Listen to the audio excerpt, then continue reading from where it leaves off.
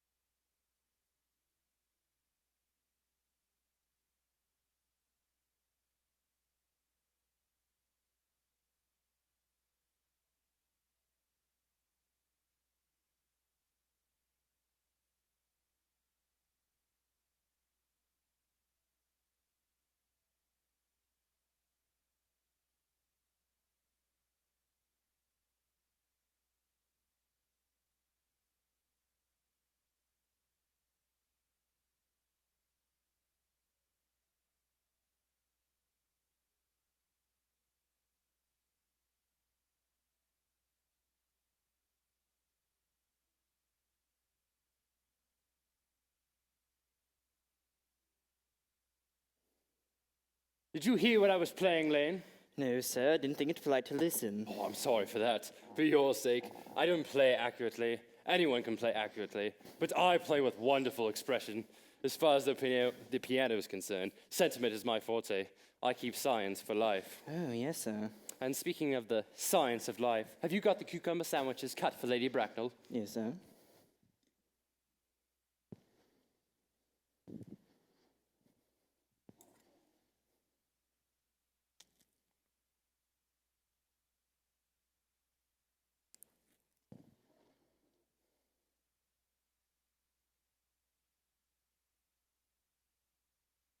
Oh, by the way, Lane, I see from your book that on Thursday night, when Lord Shorman and Mr. Worthing were dining with me, 8 bottles of champagne are entered as having been consumed. Yes, sir. 8 bottles and a pint. Why is it that at a bachelor's establishment, the servants invariably drink the champagne? I ask merely for information. Well, sir, I attribute it to the superior quality of the champagne. I find that in married households, champagne is rarely of a first-rate brand. Good heavens, is marriage so demoralizing as that? Oh, no, sir. I do believe it is a very pleasant state. I don't have much experience in it of myself. I've only been married once, and that was the cause of a misunderstanding between myself and a young person. I don't believe that much interested in your family life, Lane. Oh, no, sir, it's not very interesting. I try not to think of it myself. Very natural, I'm sure. That will do, Lane. Thank you. Thank you. Lane's views on marriage seem somewhat lax. Really, if the lower orders don't set us a good example, what on earth is the use of them? They seem as a class to have absolutely no sense of moral responsibility. Mr. Worthing. Oh, you, my dear Ernest, what brings you up to town? Oh, pleasure, pleasure. What else should bring one anywhere? Eating as usual, I see, Algy. I believe it's customary in good society to take some slight refreshment at 5 o'clock. Where have you been since last Thursday? In the country. What on earth do you do there? When one is in town, one amuses oneself. When one is in the country, one amuses other people. It's excessively boring. And who are the people you amuse? Oh, neighbours, neighbours. Your nice neighbours in your part of Shropshire? Oh, perfectly horrid. Never speak to one of them. How immensely you must amuse them. By the way, Shropshire is your county, is it not? Oh, Shropshire? Yes, of course. Why all these cups? Why cucumber sandwiches? Why such reckless extravagance from one so young? Who's coming to tea? Oh, merely Aunt Augusta. And Gwendolyn. How perfectly delightful. Yes, that's all very well, but I'm afraid Aunt Augusta won't quite approve of your being here. May I ask why? My dear fellow, the way you flirt with Gwendolyn is perfectly disgraceful. It is almost as bad as the way she flirts with you. But I'm in love with Gwendolyn, and I've come up to town expressly to propose to her. I thought you'd come up for pleasure. I call that business. How utterly unromantic you are. I really can't see anything romantic in proposing. It's very romantic to be in love. But there's nothing romantic about a definite proposal. Why, one may be accepted. One usually is, I believe. Then the excitement is all over. The very essence of romance is uncertainty. If ever I get married, I'll certainly try to forget the fact. I have no doubt about that, dear Algy. The divorce court was specially invented for people whose memories are so curiously constituted. Oh, there's no use speculating on that subject. Oh, please don't touch the cucumber sandwiches. They're ordered specially for Aunt Augusta. You've been eating them the whole time. That is quite a different matter. She's my aunt. Here, have some bread and butter. The bread and butter is for Gwendolyn. Gwendolyn is devoted to bread and butter. And very good bread and butter it is too. My dear fellow, you need not eat as if you're going to eat at all. You behave as if you're married to her already. You are not married to her already, and I don't think you ever will be. Why on earth do you say that? Well, in the first place, girls never marry the men they flirt with. Girls don't think it right. That is nonsense. It isn't. It's a great truth. It accounts for the extraordinary number of bachelors one sees all over the place. In the second place, I don't give my consent. Your consent? My dear fellow, Gwendolyn is my first cousin, and before I allow you to marry her, you have to clear up the whole question of Cecily. Cecily? What on earth do you mean by Cecily? What do you mean, Algy, by Cecily? I don't know anyone of the name of Cecily. Bring me the cigarette case Mr. Worthing left here the last time he dined here.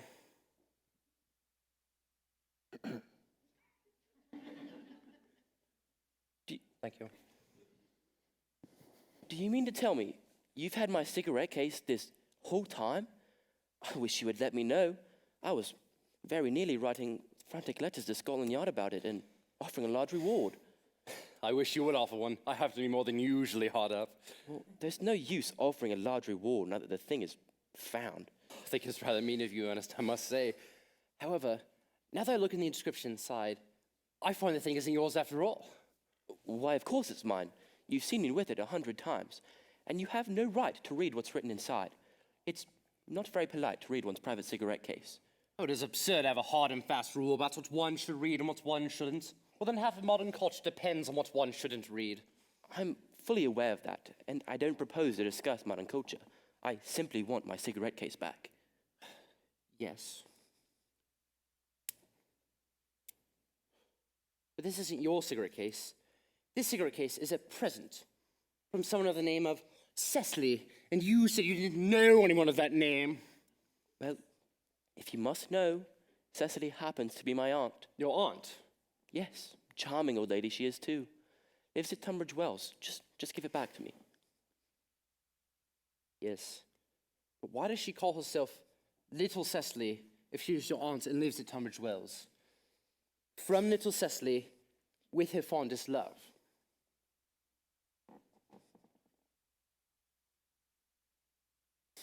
My dear fellow, what on earth is there in that? Some aunts are tall, some aunts are not tall.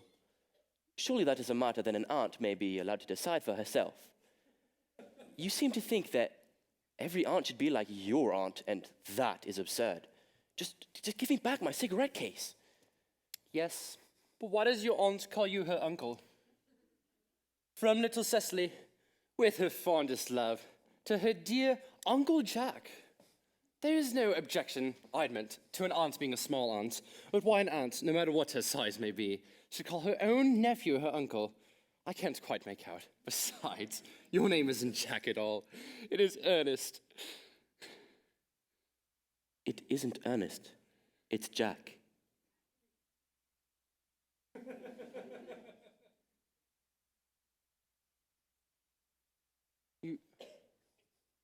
You've always told me it was Ernest. I've introduced you to everyone as Ernest. You answer to the name of Ernest. You look as if your name was Ernest. You're the most earnest-looking person I've ever seen in my life. It's perfectly absurd to think your name isn't Ernest. It's on your cards. Here is one of them. Mr. Ernest Worthing, B4, the Albany. I'll keep this as a proof that your name is Ernest if ever you attempt to deny it to me, or to Gwendolyn, or to anyone else. Well, my name is Ernest in town, and Jack in the country. And the cigarette case was given to me in the country. Yes, but that does not account for the fact that your small Aunt Cecily, who lives at Tunbridge Wells, calls you her dear uncle. Come, old boy, you'd much better have the thing at once. My dear Algie, you talk exactly as if you were a dentist. It's very vulgar to talk like a dentist when one isn't a dentist. It produces a false impression. My dear fellow, that's exactly what dentists do. Now, go on, tell me the whole thing. I may tell you that I have always suspected you of being a confirmed and secret Bunburyist. I'm quite Bunburyist? sure of it now. What on earth do you mean by a Bunburyist? I'll reveal to you the meaning of that incomparable expression as soon as you're kind enough to inform me why you're Ernest in town and Jack in the country. Well, give me my cigarette case first. Here it is. Now produce your explanation and pray make it improbable. My dear Algie, there's nothing improbable about my explanation at all. The old Mr. Thomas Cardew, who adopted me when I was a little boy, made me in his will guardian to his granddaughter, Miss Cecily Cardew. Cecily, who addresses me as her uncle for motives of respect that you could never understand, lives with me at my place in the country under the charge of her admirable governess, Miss Prism. And where's that place in the country, by the way? That is nothing to you, dear boy. You are not going to be invited. I may tell you candidly that the place is not in Shropshire. I suspected that, my dear fellow. I have Bunbury all over Shropshire on 2 separate occasions. Now, go on. Why are you Ernest in town and Jack in the country? My dear fellow, you are not going to be able to understand my real motives. Drink. You are hardly serious enough. When one is placed in the position of a guardian, one has to adopt a very high moral tone on all subjects. It's one's duty to do so. And as a high moral tone can hardly be said to conduce much to one's health or to one's happiness, I've always pretended to have a younger brother of the name of Earnest, who lives in the Albany and gets into the most dreadful scrapes. That, my dear Algie, is the whole truth, pure and simple. The truth is rarely pure and never simple. Modern life would be very tedious if it were either, and modern literature a complete impossibility. That wouldn't be at all a bad thing. Literary criticism is not your forte, my dear fellow. Don't try it. You should leave that to people who haven't been at university. They do it so well in the daily papers. What you really are is a bumbriest. I was quite right in saying you were a bumbriest. You're one of the most advanced bumbriest I know. What on earth do you mean? You have invented a very useful younger brother called Earnest in order that you may be able to come into town as often as you like. I, on the other hand, have invented an invaluable permanent invalid called Bunbury in order that I may be able to go down to the country whenever I choose. Bunbury is perfectly invaluable. If it wasn't for Bunbury's extraordinary bad health, I wouldn't be able to dine with you at Willis's tonight, for I have been really engaged, Aunt Augusta, for more than a week. I haven't asked you to dine with me anywhere tonight. I know. You're absurdly careless about sending out invitations. It is very foolish of you. Nothing annoys people more than not receiving invitations. You had much better dine with your Aunt Augusta. The smallest intention of doing anything of the kind. To begin with, I dine there on Monday, and once a week is quite enough to dine with one's own relations. In the second place, whenever I do dine there, I'm always treated as a member of the family and sent down with either no woman at all or two. The third place, I know perfectly well whom she would place me next to, Mary Farquhar, who always flirts with her own husband across the dinner table. That is not very pleasant. Indeed, it's not even decent. And that sort of thing is enormously on the increase. The amount of women in London who flirt with their own husbands is perfectly scandalous. It looks so bad, simply washing one's clean linen in public. Besides, now that I know you to be a confirmed bumberist, I want to talk to you about bumbering. I want to tell you the rules. But I'm not a Bunburyist at all. If Gwendolen accepts me, I'm going to kill my brother. Indeed, I think I'll kill him in any case. Cecily is a little too much interested in him. It's rather a bore. So, I'm going to get rid of Earnest. And I suggest you do the same with your invalid friend with the absurd name. Nothing will induce me to part with Bunbury. And if you ever get married, which seems to me extremely problematic, you'll be very glad to know Bunbury. A man who marries without knowing Bunbury has a very tedious time of it. That is nonsense. If I marry a charming girl like Gwendolen, and she is the only girl I've ever saw that I would marry, I certainly won't want to know Bunbury.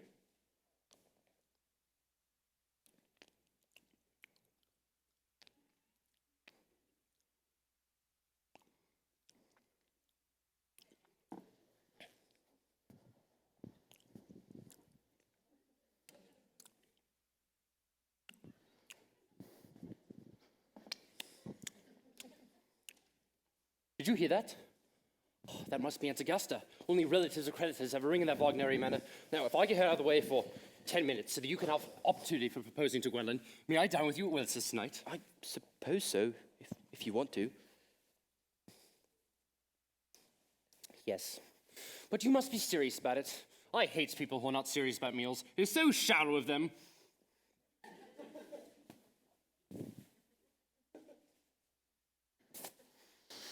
Lady Bracknell and Miss Fairfax. Good afternoon, dear Algernon. I hope you are behaving well. I am feeling very well, Aunt Augusta. That is not the same thing. In fact, the two things rarely go together. Dear me, you are smart. I am always smart. Am I not, Mr. Worthing? You're quite perfect, Miss Fairfax. Oh, I should hope I am not that. It would leave very little room for developments, and I intend to develop in many directions. I'm sorry if we were a little late, Algernon. I was obliged to call on dear Lady Harbury. I hadn't seen her since her poor husband's death. I've never seen a woman so altered.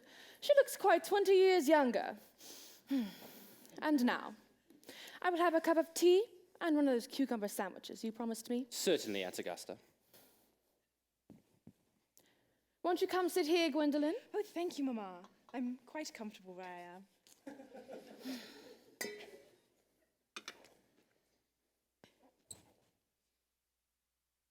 Lane, why are there no cucumber sandwiches?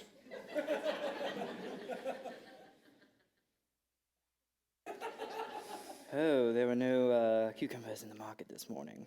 No cucumbers? No, sir. I checked twice, not even for ready money. Dulaine, thank you. Thank you. I'm greatly distressed, Aunt Augusta, but there being no cucumbers at the market this morning, not even for ready money. It really makes no matter, Algernon. I had some crumpets with Lady Harbury. Thank you. I've quite a treat for you tonight, Algernon. I will be sending you down to sit with Lady Harbury. She's so attentive to her husband. It's quite delightful to watch them. I hear her hair has turned quite gold from grief. It quite has changed its color. From what cause, I of course cannot say. Will you not be joining me tonight? Yes, but I'm afraid, Aunt Augusta, I shall have to give up the pleasure of dining with you tonight after all. Well, I hope not. It would put my table completely off. Your poor uncle would have to dine upstairs. Fortunately, he's accustomed to that. It's a great bore, and I need hardly say a terrible disappointment. And the fact is, I've just had a telegram say that my poor friend Bunbury is very ill again. They seem to think I should be with him. It is very strange. This Mr. Bunbury seems to suffer from curiously bad health. Yes, poor Bunbury is a dreadful invalid. Well, I must say, I don't approve of the modern sympathy with invalids. I consider it morbid. Health is the primary duty of one's life. That is what I'm always telling your poor uncle, but he never seems to take much notice as far as any improvement of his ailment goes. I would be much obliged if you would ask Mr. Bunbury to not have a relapse this Saturday, for I rely on you to arrange my music for me. It is my last reception, and one wants something that will encourage conversation, particularly at the end of the season, in which everyone has practically said whatever they had to say, which in most cases was not much. I'll speak to Bunbury, Aunt Augusta. If he's still conscious, and I think I can make him promise you, he'll be all right by Saturday.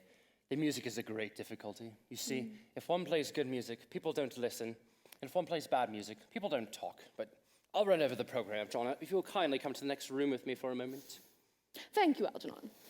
I'm sure the program will be delightful after a few expurgations. French music I cannot possibly allow.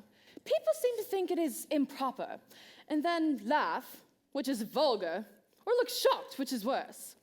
But German, however, seems a very, very enticing language, and indeed, I think is such. Gwendolen, you will accompany me. Yes, Mamma.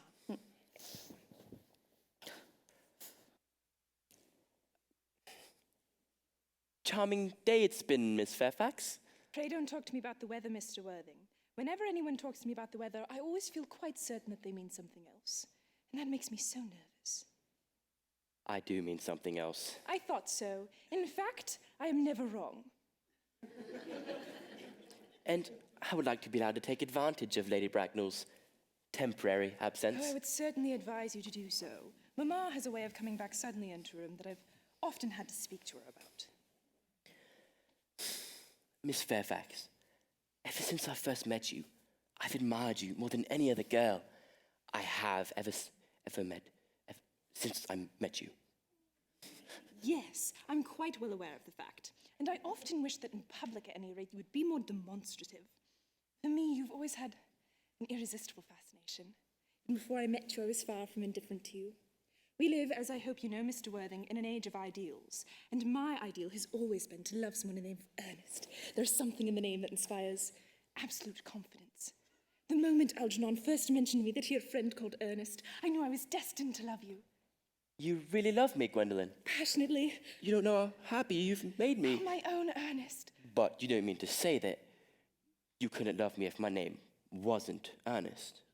But your name is Earnest.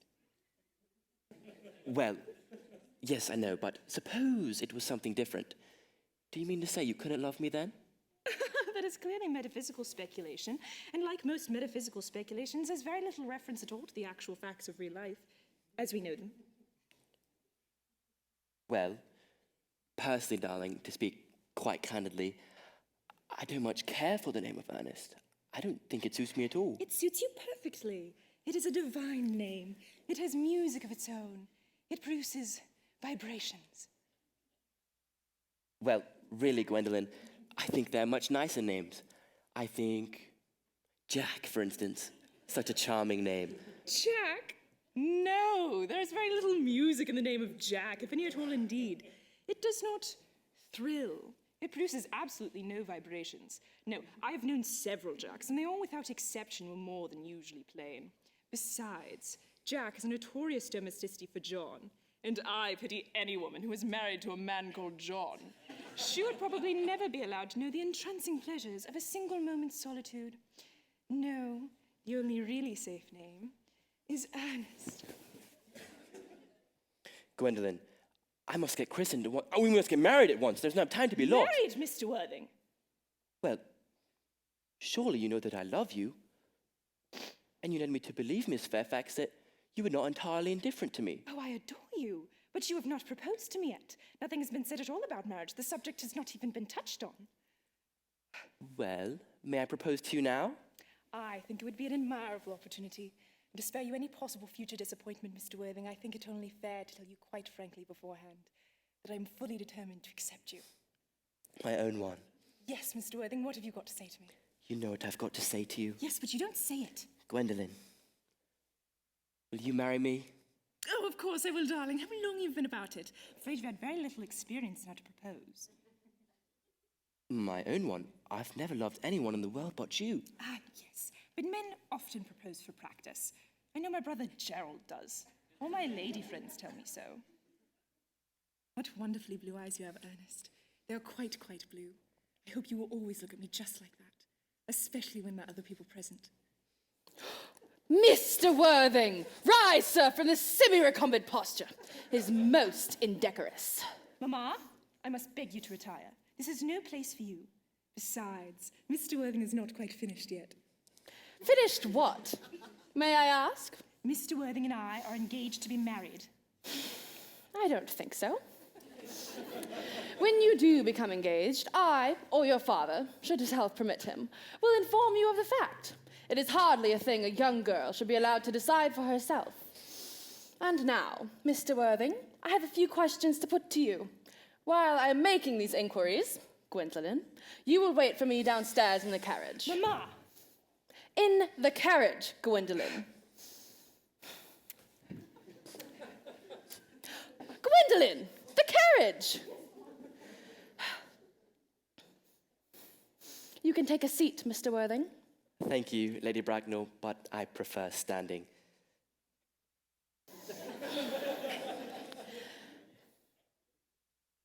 I feel inclined to inform you that you are not on my list of eligible young suitors. Although, I have the same list the dear Duchess of Bolton has. We work together. However, I would be more than pleased to write down your name, should your answers be what a truly affectionate mother requires. Do you smoke? Well, yes, I must admit, I do smoke. I am pleased to hear it. A man should always have a hobby of some sort. There are far too many idle men in London society as it is. How old are you? 29. A very good age to be married at. I am of the belief that a man who wants to be married should know either everything or nothing. Which do you know? I know nothing, Lady Bracknell. I am pleased to hear it. I do not approve of anything that tampers with natural ignorance. Ignorance is like a delicate exotic fruit. Touch it, and the bloom is gone. The whole theory of modern education is radically unsound. Fortunately, in England, at any rate, it produces really no effect whatsoever. If it did, it would probably lead to acts of violence in Grosvenor Square, and be a high danger to the upper classes. What is your income? Between 7,000 and 8,000 a year. In land or investments? In investments, chiefly. That is satisfactory.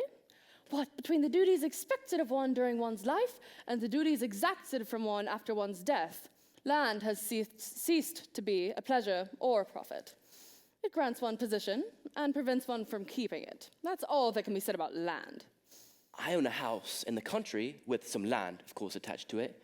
About 1,500 acres, I believe. But that is not what I rely on my real income for. As a matter of fact, the poachers are the only ones that make anything real out of it. A country house. How many bedrooms? Well, that point can be cleared up later. You have a townhouse, I hope? A girl with a simple, unspoiled nature like Gwendolyn could hardly be expected to reside in the country. I own a house in Belgrave Square, but it is let by the month to Lady Bloxham. Of course, I could get it back whenever I'd like, at 6 months' notice. Lady Bloxham? I don't know her. Oh, she goes about very little. She is a lady considerably advanced in years. Nowadays, that is no guarantee of respectability of character. What number in Belgrave Square? 149. Ah, the unfashionable side. I thought there was something, but that can be easily altered. Do you mean the fashion or the side? Both, I presume, if necessary. Now on to minor matters. Are your parents living? I'm afraid I've lost both my parents.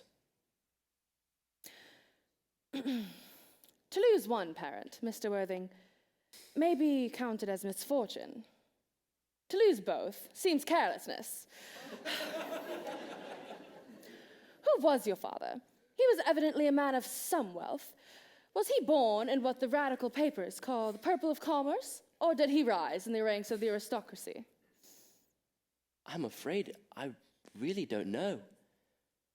The fact is, Lady Bracknell, I've always said that I've seemed to have lost my parents, but it would be nearer to the truth to say that my parents seem to have lost me. I don't know who I am by birth. I was found. Found? Yes. The older Mr. Thomas Cardew, a kind gentleman of a very charitable organization, found me and gave me the name of Worthing after a first-class ticket to Worthing he had in his pocket at the time. Worthing is a place in Sussex. It's a seaside resort. Where did this charitable gentleman with a first-class ticket to a seaside resort find you? In a handbag. A handbag? Yes, a somewhat large, black, leather handbag, with handles to it. An ordinary handbag, in fact. In what locality did this Mr. James, or Thomas Cardew, find this handbag? In the fitting room at Victoria Station. It was given to him in mistake for his own. The fitting room at Victoria Station? Yes, the Brighton line. The line is immaterial. Mr. Worthing, I must confess, I feel somewhat bewildered by what you have just told me. To be born, or at any rate, bred, in a handbag, seems to me to convey a disdain for the ordinary decencies of modern family life that reminds one of the worst excesses of the French Revolution. And I presume you know what that unfortunate movement led to. As for the particular locality of the handbag, a cloakroom at Victoria Station might serve to conceal a social indiscretion, and indeed, I believe has been used for such up till this point. But it could hardly be considered a good standing for a recognized position in good society. May I ask you then what you would advise me to do? I need hardly say I would do anything in the world to ensure Gwendolyn's happiness. I would strongly advise you, Mr. Worthing, to acquire some relations as soon as possible, and to locate one parent of either sex before the season is quite over. I don't know how I could possibly manage to do that. I could produce the handbag at any moment. It's in the changing room at home. I really think that should satisfy you, Lady Bracknell. Me, sir? What has it to do with me? You can hardly imagine that Lord Bracknell and myself would allow our only daughter, a girl raised with the utmost care, to marry into a cloakroom and form an alliance with a parcel. Good morning, Mr. Worthing. Good morning. For heaven's sake, stop playing that ghastly tune, Algie. How idiotic you are. Didn't it go off all right, old boy? You don't mean to say Gwendolyn refused you? I know it is the way she has. She's always refusing people. I think it's most ill-natured of her. Gwendolyn is as right as a trivet. As far as she is concerned, we are going to be engaged. Her mother, however, is perfectly unbearable. I've never met such a Gorgon in my life. I'm not quite sure what a Gorgon is like, but I'm quite sure that she is one. In any case, she is a monster without being a myth, which is rather unfair. Oh, I'm terribly sorry. I suppose I should not speak of your aunt in that way before you. My dear boy, I love hearing my relations abused. It's the only thing that makes me put it with them at all. Relations are simply a tedious pack of people who haven't got the remotest knowledge of how to live with the smallest instinct of when to die. That is nonsense. It isn't. I won't argue about the matter. You always want to argue about things. That is exactly what things were originally made for. Upon my word, if I thought that, I'd shoot myself. Don't think that Gwendolyn will become like a mother in 150 years or so, do you, Algie? All women become like their mothers. That is their tragedy. No man does. That's his. Is that clever? It's perfectly phrased. Quite so as any observation civilized life should be. I'm sick to death of cleverness. Everyone is clever nowadays.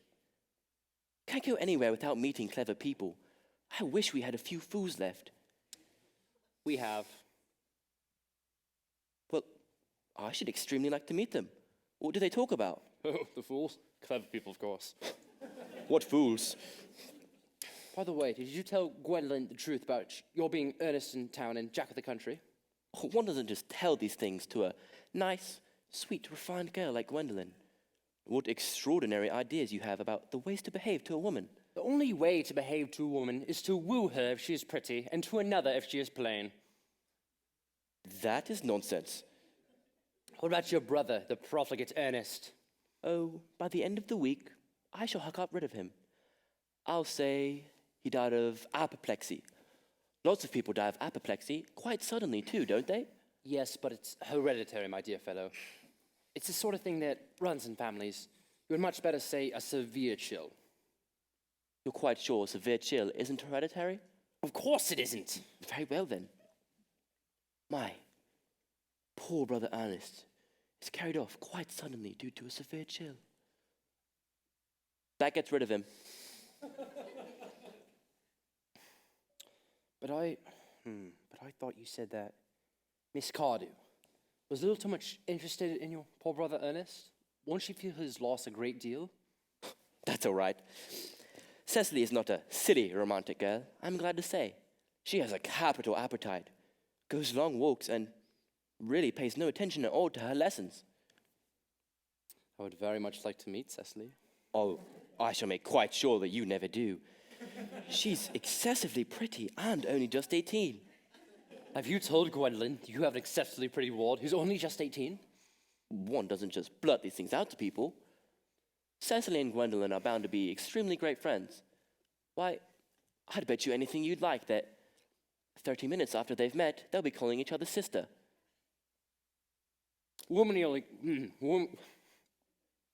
Finish chewing. I have a bad habit of speaking with my mouth full. Women only call each other that when they've called each other a lot of other things first. And now, if we want to get a good table at Willis's, we had better go up and dress. Do you know it is nearly 7? It's always nearly 7. Well, I'm hungry. I've never known a time when you weren't.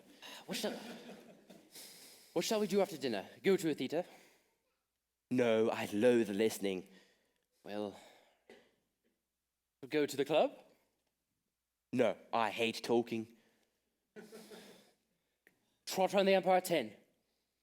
No, I cannot bear looking at things. It's so silly. What shall we do? Nothing.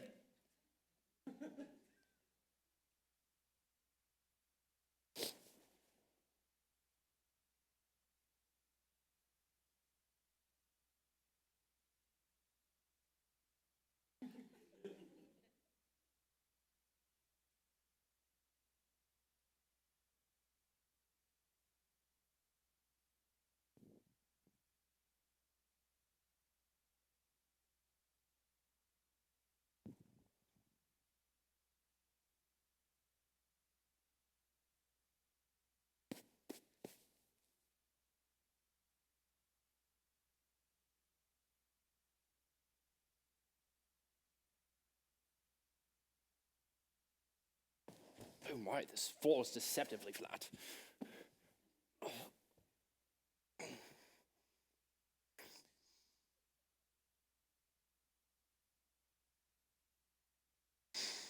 It's awfully hard work doing nothing. However, I don't mind hard work when there's no definite object of any kind. Miss Fairfax. Wait a minute, upon my word. Algie, kindly turn your back. I have something very particular to say to Mr. Worthing. Really, Gwendolyn, I don't think I can allow this at all. Algie, you always adopt a strictly immoral attitude towards life. You're not quite old enough to do that. Dear Gwendolyn, Oh, Ernest, I fear we may never be married. From the look on Mamma's face, I fear we never shall. Few parents nowadays pay any regard to what their children say to them.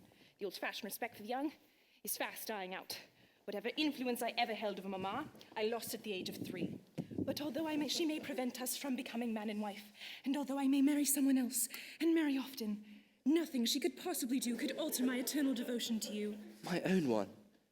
The story of your romantic origin, as related to me by Mamma with unpleasing comments, has naturally stirred the deeper fibers of my nature.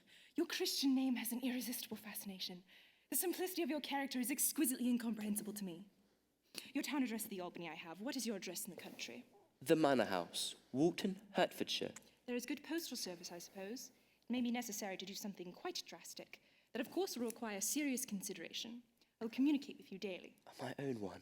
How long do you remain in town? Till Monday. Good. Algie, you may turn round now. Thanks, I've turned quite round You already. may also ring the bell.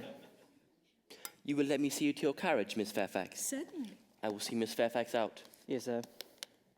A glass of sherry, Lane. Yes, sir. Tomorrow, Lane, I'm going bumbering. Oh, yes, sir. Should probably not be back till Monday.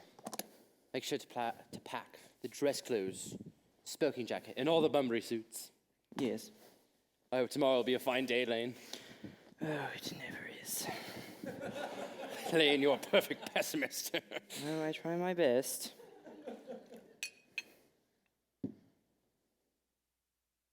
Now there is a sensible, intellectual girl.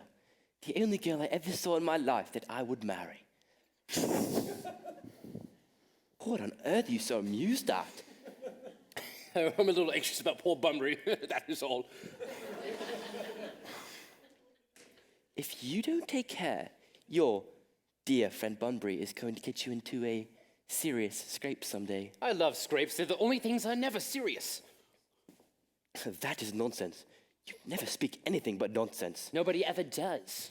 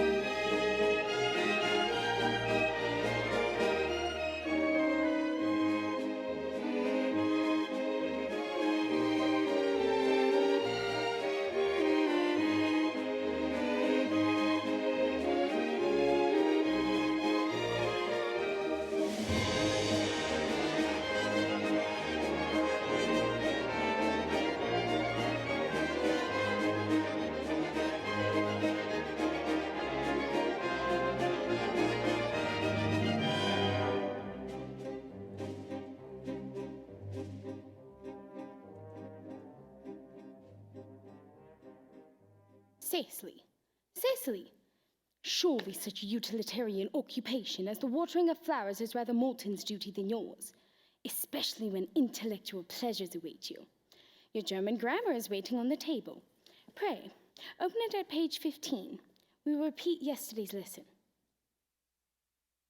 But I don't like German. It isn't all a becoming language. I know perfectly well that I look quite plain after my lesson. Child, you know how anxious your guardian is that you improve yourself in every way. He laid particular stress on your German as he was leaving for town yesterday. Dear Uncle Jack is so very serious. Sometimes he's so serious I cannot think he be quite well. Your guardian enjoys the best of health.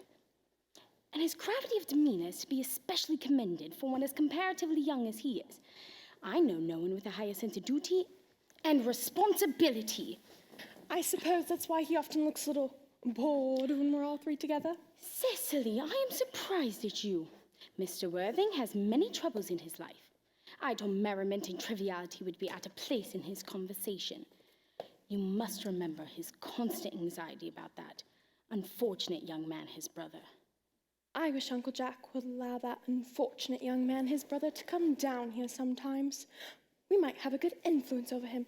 You, Miss Prism, certainly would. You know, German and geology and the things of that kind that influence a man very much. Yes. No. I do not think that even I can produce any effect on a character who, according to his own brother's admission, is irretrievably weak and vacillating. Indeed, I'm not sure I would desire to reclaim him. I'm not in favor of this modern mania of turning bad people into good people at a moment's notice. As a man sows, so shall he reap. Cecily, you really must put away your diary. I don't see why you should keep a diary at all. I keep a diary in order to enter the wonderful secrets of my life. If I did not write them down, I should probably forget about them. But memory, my dear Cecily, is the diary we all carry about with us. Yes, but it usually chronicles the things that have never happened or couldn't have possibly have happened.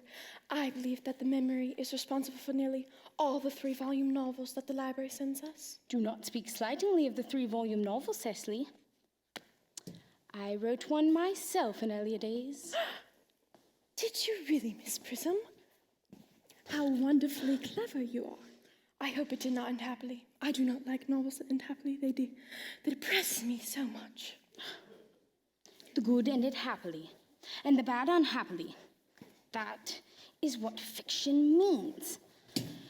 I suppose so. In your novel, was it ever published? Alas, no. The manuscript, unfortunately, was abandoned. I use the word as lost and mislaid. To your speculations, it's profitless.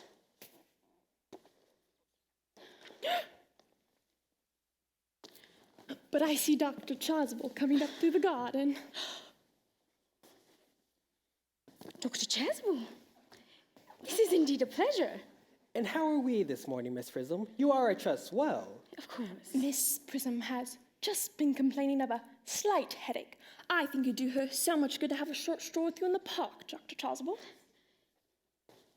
But I have not mentioned anything of a headache. I know. I felt that instinctively that you've had one, though. In fact, I was thinking about that and not about my German lesson when the rector came in. I hope you're not being inattentive, Cecily. I'm afraid I am. That is strange.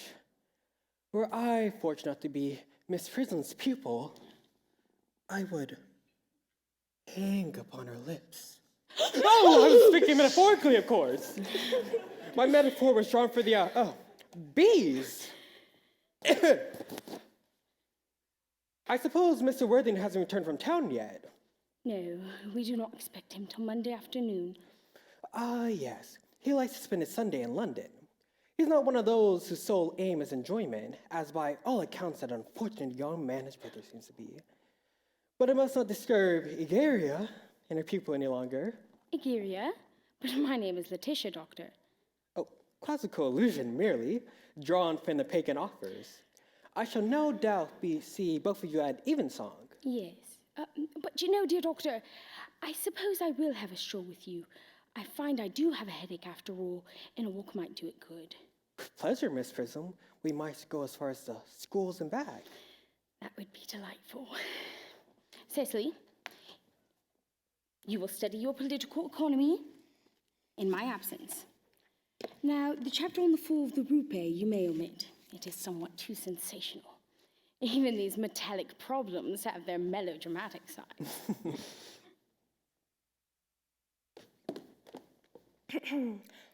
Horrid political economy. Horrid geography. Horrid German. A Mr. Earnest Worthing has just driven over from the station. He's brought his luggage with him. Mr. Ernest Worthing, B4 Albany. Uncle Jack's brother? Oh, did you tell him Mr. Worthing was in town? Yes, miss, he was very disappointed. And when I mentioned that you and Miss Prism were in the garden, he said he was anxious to speak with you privately for a moment. To me. Ask the man to come out here, and I suppose you better prepare a room for him? Yes, miss. I never really met a truly wicked person before. I feel rather frightened he's going to look like everyone else does. Does. You my little cousin Cecily, I'm sure. I'm not little. In fact, I believe I'm more than rather tall for my age. But I am, in fact, your cousin Cecily. You, I see from your card, are Uncle Jack's brother. My cousin Ernest. My wicked cousin Ernest. Oh, I'm not really wicked at all, cousin Cecily. You mustn't think that I'm wicked. If you're not really wicked, then you've certainly been deceiving us all in a very inexcusable manner. Leading a double life, pretending to be wicked, and really being a good person all this time. That would be hypocrisy. Yes, of course, but rather reckless. Glad to hear it. In fact, now you mention the subject, I've been very bad in my own small way. Though I'm sure it must have been pleasant, I don't think you should be proud of that. It's much pleasanter being here with you. I don't understand how you're here at all. Uncle Jack won't be back until Monday afternoon. There's a great disappointment. I'm obliged to go up by the first train on Monday morning. I have a business appointment that I am anxious to miss. Couldn't you miss it anywhere but in London? No, the appointment is in London. Well, I, of course, know how important it is to keep a business engagement if one wants to retain any sense of the beauty of life. But I still think that you better wait until Uncle Jack arrives. I know he wants to speak to you about your immigrating. What? You're immigrating. He's gone up to buy your outfit. Certainly won't let Jack buy my outfit. He has no taste in neckties at all. You won't require neckties where you're going. Uncle Jack is sending you to Australia. Australia? I'd rather die. He said at dinner on Wednesday that you would have to choose between this world, the next, and Australia. Well, the accounts I've received of Australia and the next world are not particularly encouraging. The world is good enough for me, cousin Cecily. Yes, but are you good enough for it? I'm afraid I'm not that. That is why I want you to reform me. You might make that your mission, if you don't mind, cousin Cecily. I'm afraid I have no time this afternoon. Well, would you mind my reforming myself this afternoon? It's rather quixotic of you, but you should try. I will. I feel better already. You're looking a little worse. It's because I'm hungry. How thoughtless of me. I should have remembered that when one is going to lead an entirely new life, one requires regular and wholesome meals. Won't you come in? Thank you. Might I have a buttonhole first? I never have any appetite unless I have one. A Marshall Neal? No, I'd sooner have a pink rose. Why? Because you are like a pink rose, cousin Cecily. I don't think it can be right for you to talk to me like that. Miss Prism never says such things to me. The Miss Prism is a short-sighted old lady. You're the prettiest girl I ever saw. Miss Prism says all good looks are a snare. They are a snare that every sensible man would like to be caught in. I wouldn't care to catch a sensible man. I wouldn't know what to talk to him about. You should get married, dear doctor. You're too much alone. A misanthrope I can understand. A womanthrope? Never. Believe me, I do not deserve just neologistic a phrase. The precepts, as well as the practice of the primitive church, was distinctly missionary. That is obviously why the primitive church has not lasted up to the present day. And you do not seem to realize, dear doctor, that by persistently remaining single, a man converts himself into a permanent public temptation. Men should be more careful. This very celibacy leads weaker vessels astray. But is a man not equally attracted while unmarried? No. No man is ever attractive except to his wife. And often I've been told not even to her. That depends on the intellectual sympathies of the woman. Maturity can always be depended on. Ripeness can be trusted. Young women are green. I spoke horticulturally. My metaphor was drawn from the fruits. But where is Cecily? Perhaps she followed us from the schools. Mr. Worthing? Mr. Worthing. This is indeed a surprise. We do not expect you till Monday afternoon. I've returned sooner than expected. Dr. Charles Boy, I hope you're well. Mr. Worthing, I trust these garbs of woe do not bestow in such a terrible calamity. My brother, More shameful debts and extravagance? Still leading his life of pleasure. dead, Your brother Ernest dead? quite dead. What a lesson for him! I trust he will profit by it. Mr. Worthing, I offer you my sincere condolence. You have the very least the pleasure of knowing that you're the most forgiving, honorable, and generous of brothers. Poor Ernest. He had many faults, but it is a sad, sad blow. Very sad indeed. Were you with him until the end? No, he died abroad, in Paris, in fact. I got a telegram last night from the manager of the Grand Hotel. Was the cause of death mentioned? A severe chill, it seems. As a man sows, so shall he reap. Charity, Miss Prism. Charity. None of us are perfect. I myself am susceptible to these draughts. Will the interment take place here, Mr. Worthing? No, he seems to have expressed a desire to be buried in Paris. In Paris? I fear that clearly points to a clear state of mind. You would no doubt wish me to make some slight allusion to this tragic domestic affliction next Sunday. My meaning of the manner of the wilderness means that to any occasion, joyful, or in this present case, distressing, I presented harvest celebrations, christenings, confirmations, on days of humiliation, and festive days. The last I performed it was at the cathedral, as a charity sermon on behalf of society for the prevention of discontentment among the upper orders. The bishop, who was very much present, was wonderfully struck by the analogies I drew. You mentioned christenings, I think. I suppose you know how to christen, all right? I mean, you're continually christening, aren't you? That is, I regret to say, one of the rector's most constant duties in this parish. I have often spoken to the poor classes on the subject, but they do not seem to know what thrift is. But is there any particular infant in whom you're interested in, Mr. Worthing? Your brother was unmarried, was he not? Oh. Yes. Most men who live a life of pleasure usually are. But is there any particular infant whom you're interested in, Mr. Worthing? You have been christened before. Not that I can remember. But do you have any doubts on the subject? I certainly intend to have. Of course, I don't know if the thing would bother you in any way or if you think I'm a little too old now. Oh, not at all. The sprinkling and immersion of adults is a perfectly canonical practice. Immersion? Oh, you need no apprehensions. Sprinkling is all that I think necessary, or in this case, advisable. Our weather is so changing. What hour would you like the ceremony to be performed? I might trot around about 5, if that would suit you. Excellent, excellent. In fact, I have 2 similar ceremonies to perform at the time.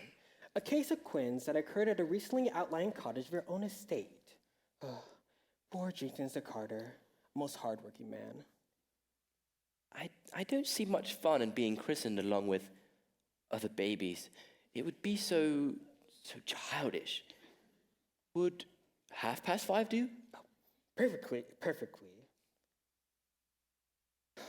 And now, Mr. Worthing, I will not intrude any longer into this house of sorrow. I'd merely beg you not to be so bowed down by grief.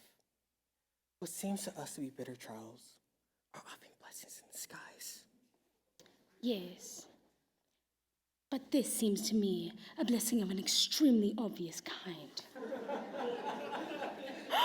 Uncle Jack! Oh, I'm pleased to see you back! Oh, what horrid clothes you got on. Do go and change. Cecily. My child. What's the matter? Uncle Jack, do look happy. You look as if you got a toothache, and I've got such a surprise for you. Who do you think's in the dining room? Your brother. My what? Your brother Ernest. He arrived about a half hour ago.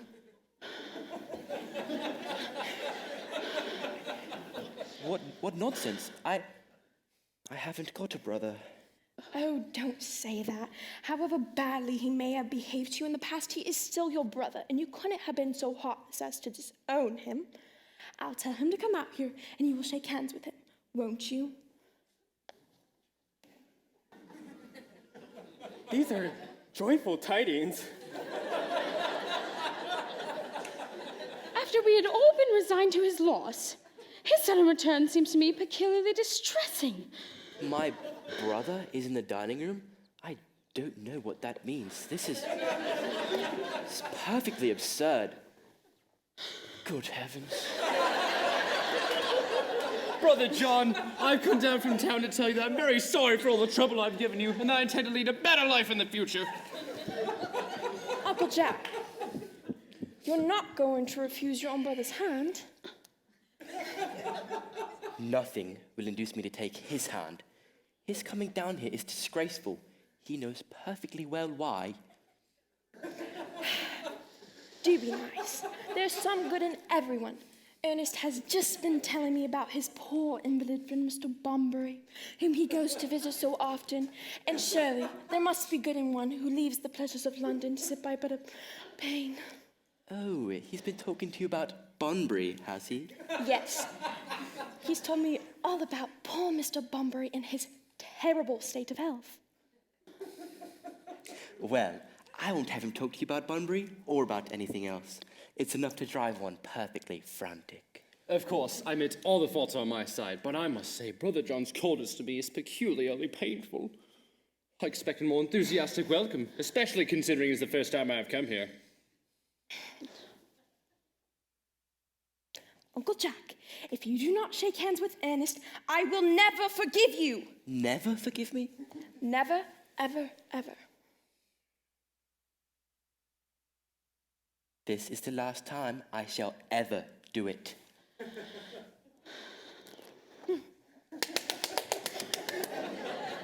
It is perfect, is it not, to see 2 so perfectly reconciliated? I think we might leave these 2 brothers together.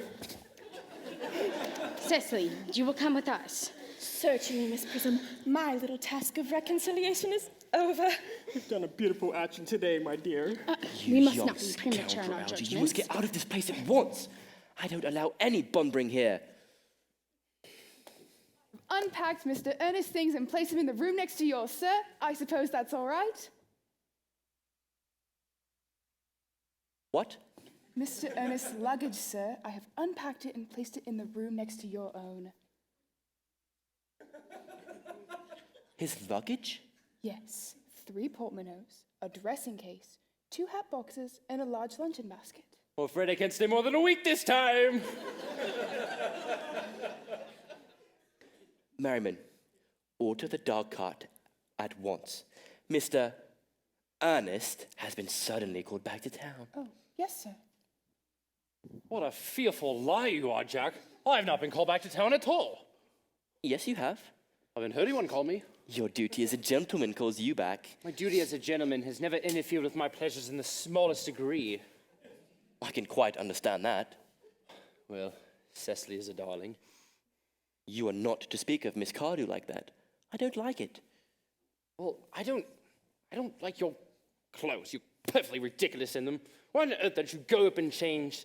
It is perfectly childish to be in deep mourning for a man who's actually staying for a whole week in your house as a guest. I call it grotesque.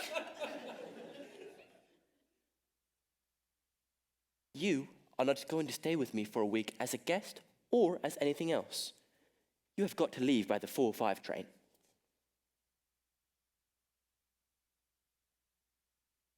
I will not leave you so long as you are mourning.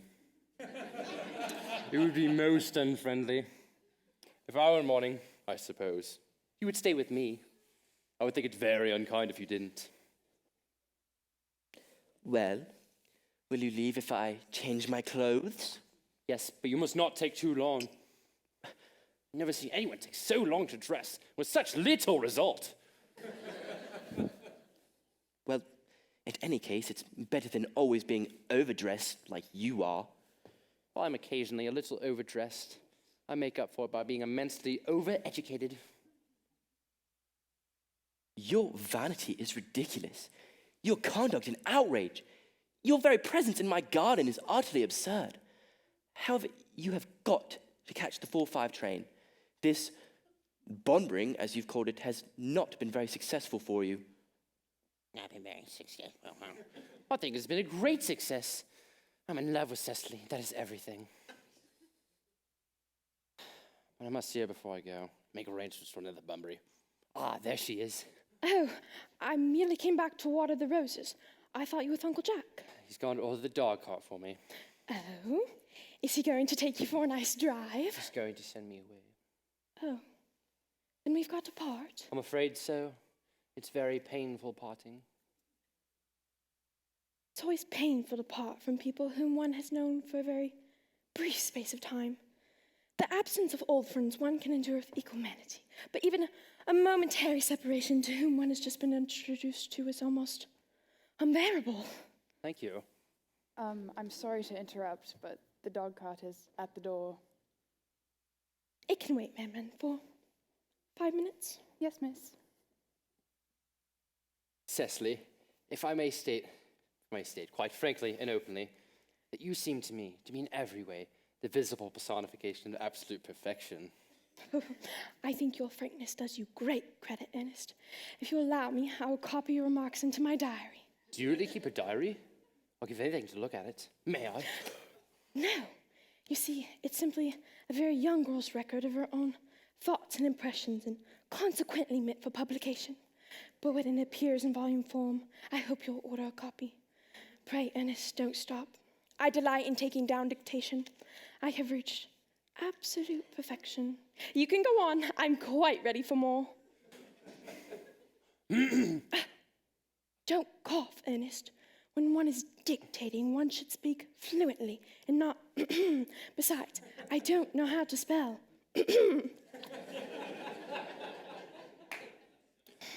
Cecily, ever since I first looked upon your wonderful and incomparable beauty, I have dared to love you wildly, devotedly, passionately, hopelessly. I don't think it can be right for you to tell me that you love me wildly, devotedly, passionately, hopelessly? Hopelessly doesn't seem to make much sense, does it? Cecily. I'm so sorry, but the dog cart is still at the door. Tell it to come around next week at the same hour. Go. Yes, sir. Uncle Jack would be so very annoyed if he knew you were staying until next week. I don't care about Jack. I don't care about anybody in the whole world but you, Cecily. I love you. You won't marry me, won't you? You silly boy. Well, of course. We've been engaged for the last 3 months. For the last 3 months? Yes. It'll be exactly 3 months on Thursday. But how do we become engaged? Well, ever since dear Uncle Jack first confessed to us that he had a younger brother who is very wicked and bad, you, of course, have formed the chief topic of conversation between myself and Miss Prism. I dare say, it was foolish of me, but I fell in love with you, Ernest. Darling, when was the engagement actually settled? On the 14th of February last, worn out by your entire ignorance of my existence, I was determined to end the matter one way or the other, and after a long struggle with myself, I accepted you under that dear old tree over there. The next day, I bought this little ring with the true lover's knot I promised you always to wear. Did I give you this? It's very pretty, isn't it? Yes, you have wonderfully good taste. It's the excuse I've given to you for leading such a bad life. And one more thing. This is the box in which I kept all your dear letters. My letters, but my own sweet little Cecily. I have never written you any letters. You need hardly remind me of that. I remember only too well that I was forced to write your letters for you. I wrote 3 times a week and sometimes oftener. Do let me read them, Cecily. No, they'd make you far too conceited. Besides, the 3 I wrote after broken off the engagement are so beautiful and so badly spelled. Even now, I can hardly read them without crying a little. Our engagement was broken off? Of course it was. On the 22nd of March. You can see the entry if you'd like. There it is. Today, I broke off my engagement with Ernest. I feel if it is better to do so. The weather still continues charming. But why on earth did you break it off? What had I done? I had done nothing at all. It hurts me very much indeed to hear that you had broken it off, particularly when the weather was so charming. Well, it really wouldn't have been a serious engagement if it hadn't been broken off at least once. But I forgave you before the week was out. What a perfect angel you are, Cecily. You dear romantic boy. I hope your hair grows naturally, does it? Yes, darling, with a little help from others. I'm so glad. You never break off our engagement again, Cecily. I don't think I could now that I've actually met you.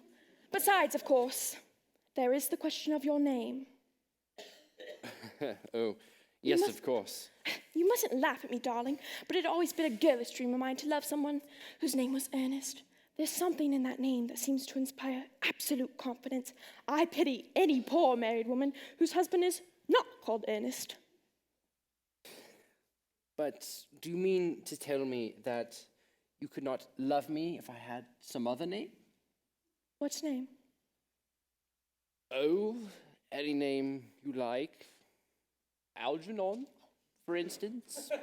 No, I do not like the name of Algernon. My own dear, sweet, loving little darling, I really don't see why you should object to the name of Algernon. It is not at all a bad name. In fact, it is rather an aristocratic name. More than half the chaps who get into the bankruptcy court are called Algernon. But really, Cecily, my name was Algie. Didn't you love me? I might respect you and I might admire your character, but I fear as though I will not be able to give you my undivided attention. Cecily, your rector is here. I suppose still experienced in the practices and ceremonials of the church. Oh yes, Dr. Chasuble is the most learned man. He's never written a single book, so you can imagine how much he knows. I must see him at once on a most important christening. A most important business. Oh? I shan't be away more than half an hour. Considering that we've been engaged since February the 14th, but I only met you today, I think it's rather hard that you should leave me for a period as a half an hour. Couldn't you make it 20 minutes? Be back in no time.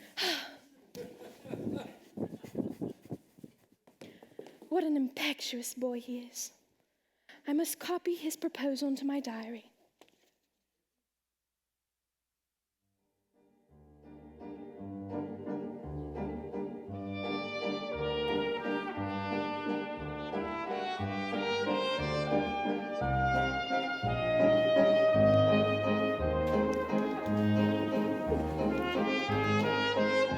Forward of them.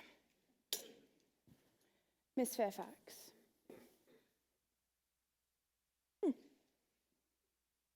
Pray, let me introduce myself to you. My name is Cecily Cardew. Cecily Cardew, what a very sweet name. Something tells me we are going to be great friends. I like you already more than I can say, and my first impressions of people are never wrong. How nice of you to like me so much after we've known each other for such a comparatively short time. Pray, sit down. I may call you Cecily, may I not? With pleasure. And you will always call me Gwendolen, won't you? I hope so. It is all quite settled, is it not? Yes. Perhaps this might be a favourable opportunity of my mentioning who I am. My father is Lord Bracknell. You've never heard of him, I suppose? I don't think so. I think that is quite as it should be. Outside the family circle, Papa, I'm glad to say, is entirely unknown. The home seems to me to be the proper sphere for the man, and certainly once a man begins to neglect his domestic duties, he becomes painfully effeminate, does he not? And I don't like that. It makes men so very attractive. Mamma, whose views on education were remarkably strict, has brought me up to be extremely short-sighted. So, do you mind me looking at you through my eyeglasses? Not at all, Gwendolen. I'm very fond of being looked at. You're here on a short visit, I suppose? No, I live here. Really? Your mother, no doubt, or some female relative of advanced years resides here also? No, I have no mother, nor in fact any relations. Indeed. I'm Mr. Worthing's ward. Oh, it is strange he never mentioned to me that he had a ward. How secretive of him. He grows more interesting hourly. I am not sure, however, that the news inspires me with feelings of unmixed delight. I'm very fond of you, Cecily. I've liked you ever since I met you. But now that I know that you are Mr. Worthing's ward, I am bound to stay to wish you were, well, just a little bit older than you seem to be, and not quite so very alluring in appearance. In fact, if I may speak candidly... Pray do. I think that when one has anything unpleasant to say, one should be quite candid. Well, to speak with perfect candour, Cecily, I wish you were a full 42 and more than usually plain for your age. Ernest has a strong, upright nature. He is the very soul of truth and honour. Disloyalty would be as impossible to him as deception. But even men of the noblest possible moral character are extremely susceptible to the physical charms of others. Modern, no less ancient history supplies us with many most painful examples of what I refer to. Indeed, if it were not so, history would be quite unreadable. I beg your pardon, Gwendolen. Did you say Ernest? Yes. Oh, but it is not Mr. Earnest Worthing who is my guardian. It is his brother, his elder brother. Ernest never mentioned to me that he had a brother. Sorry to say they have not been on good terms for quite a long time. That accounts for it. And now that I think of it, I've never heard of any man mentioning his brother. The subject seems distasteful to most men. Oh, Cecily, you have lifted a load from my mind. I was growing most anxious. It would have been terrible if any cloud had come across a friendship like ours, would it not? Of course, you're quite sure that it's not Mr. Ernest Worthing who's your guardian? Quite sure. In fact, I'm going to be his. I beg your pardon. Dearest Gwendolen, there's no reason why I shouldn't make it a secret of it to you. Our little county newspaper is sure to chronicle the fact next week. Mr. Ernest Worthing and I are engaged to be married. Well, I feel there is some slight error, Miss Cardew. Mr. Ernest Worthing is engaged to me. The announcement will appear in the Morning Post on Saturday at the latest. I'm afraid you're under some misconception, for Ernest proposed to me exactly, there it is, 10 minutes ago. Well, it is certainly very curious, dear Cecily, for he asked me to be his wife yesterday afternoon at 5:30. If you would care to verify the incident, pray do so. I never travel without my diary. One should always have something sensational to read on the train. I'm so sorry, dear Cecily, if it is any disappointment to you, but I'm afraid I have the prior claim. Dearest Gwendolyn, I hope this has not caused you any mental or physical anguish. But I feel bound to point out that since Ernest has proposed, he has clearly changed his mind. Oh, if the poor fellow has been entrapped into any foolish promise, I shall consider it my duty to rescue him at once, and with a firm hand.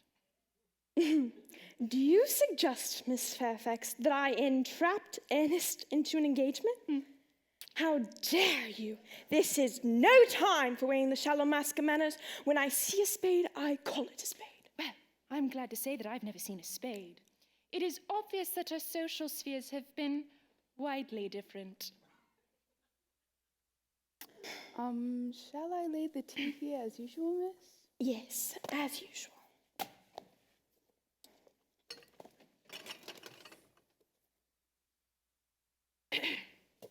Are there many interesting walks in the vicinity, Miss Cardew? Oh, yes, a great many. From one of the hills quite close, one can see 5 counties. Oh, 5 counties. I don't think I should like that. I hate crowds. This is why you live in town, is it not? Quite a well-kept garden this is, Miss Cardew. Oh, so glad you like it, Miss Fairfax. I had no idea that there were any flowers in the country. Flowers are as common here, Miss Fairfax, as people are in London. Personally, I do not understand how anybody manages to exist in the country. If anybody who is anybody does. The country always bores me to death. This is what the newspapers call agricultural depression, is it not? I believe the aristocracy are suffering very much from it, just at present. It is almost an epidemic amongst them. Would you like tea, Miss Fairfax? Thank you, detestable girl. But I require tea. Sugar? Oh, no, thank you. Sugar is not fashionable anymore. Cake or bread and butter? Oh, bread and butter, please. Cake is rarely seen at the best houses nowadays.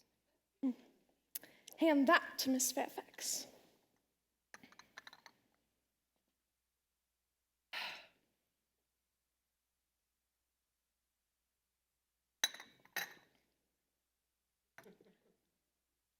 You have filled my tea with lumps of sugar, and though I asked most distinctly for bread and butter, you have given me cake. I am known for the gentleness of my disposition and the extraordinary sweetness of my nature, but I warn you, Miss Cardew, you may go too far. To save my poor, innocent, trusting boy from the machinations of any other girl, there are no lengths at which I would not go. Oh, from the moment I saw you, I distrusted you. I felt that you were false and deceitful. I am never deceived in such matters. My first impressions of people are invariably right.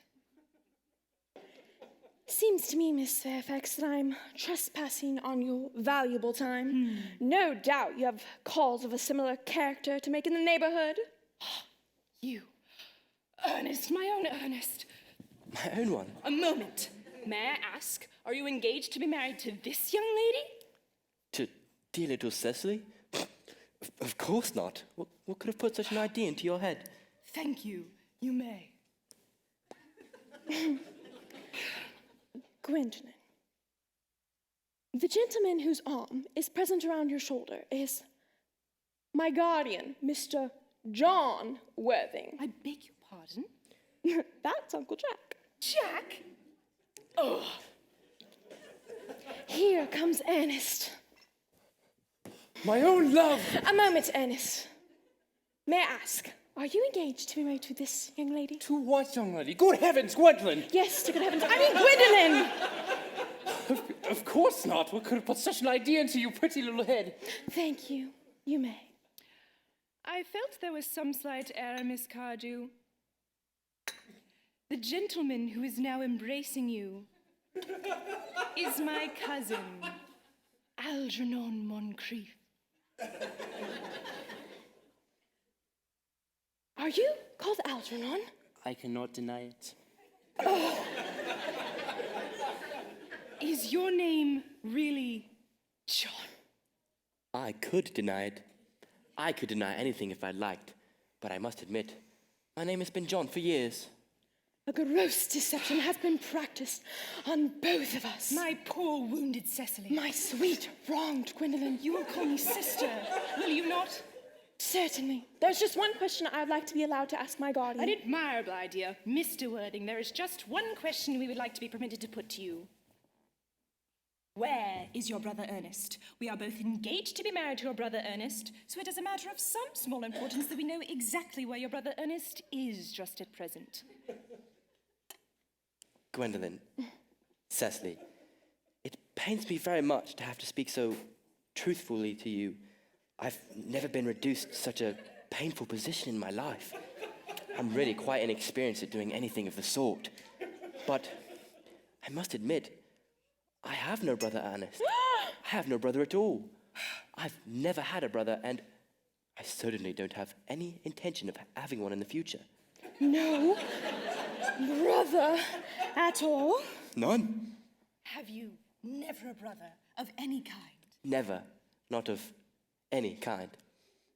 I'm afraid it is quite clear, Cecily, that neither of us are engaged to be married to anyone. This is an unpleasant position for a young girl to suddenly find herself in. Let us go into the house. They will hardly venture to come after us there. Certainly, men are so cowardly, aren't they? This ghastly state of things is what you call bumbering, I suppose. Yes, and a perfectly wonderful bummery it is. The most wonderful bummery I've ever had in my life. Well, you have no right whatsoever to bunbury here. That's absurd. One has a right to Bunbury anywhere he chooses. Every serious Bunburyist knows that. Serious Bunburyist? Good heavens. Well, one must be serious about something. If one wants to have any amusement in life, I have to be serious about bumbering. What you are serious about, I haven't got the remotest idea. About everything I should fancy. You have such an absolute trivial nature. Well, the only small satisfaction I have in the whole of this wretched business is that your dear friend Bunbury is quite exploded. You won't be able to run down to the country quite so often as you used to, dear boy, and a very good thing too. Your brother is a little off colour, isn't he, dear Jack? You won't be able to disappear to London quite so frequently as your wicked custom was. And not a bad thing either. As for your conduct towards Miss Cardew, I must say, your taking in a sweet, simple, innocent girl like that is quite inexcusable, to say nothing of the fact that she's my ward. I see no possible defense at all for your deceiving a brilliant, clever, thoroughly experienced young lady like Miss Fairfax, to say nothing of the fact that she is my cousin. I wanted to be engaged to Gwendolyn. That's all. I love her. Well, I simply want to be engaged to Cecily. I adore her. There's certainly no chance of your marrying Miss Cardew. I'd see no likelihood, Jack, of you and Miss Fairfax being united.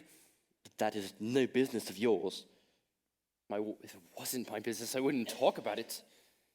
It's very vulgar talk about one's business. Only people like stockbrokers do that, and they're merely at dinner parties. How can you sit there, calmly eating muffins when we're in this horrible trouble? I can't make out. You seem to me to be perfectly heartless.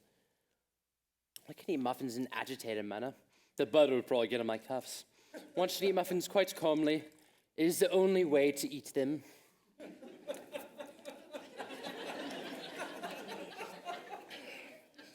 I say it's perfectly heartless you're eating muffins at all under these circumstances. When I am in trouble, eating is the only thing that consoles me. Indeed, when I'm in really great trouble, as anyone who knows me intimately will tell you, I refuse everything except food and drink.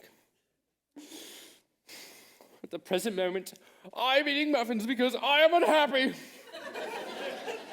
Besides, I am particularly fond of muffins. Well, that is no reason why you should eat them all in that greedy way. I wish you had tea cake instead. I don't like tea cake. Good heavens, I suppose a man may eat his own muffins in his own garden. You have just said it was perfectly heartless to eat muffins. I said it was perfectly heartless of you under these circumstances. That's a very different thing. That's maybe, but the muffins are the same.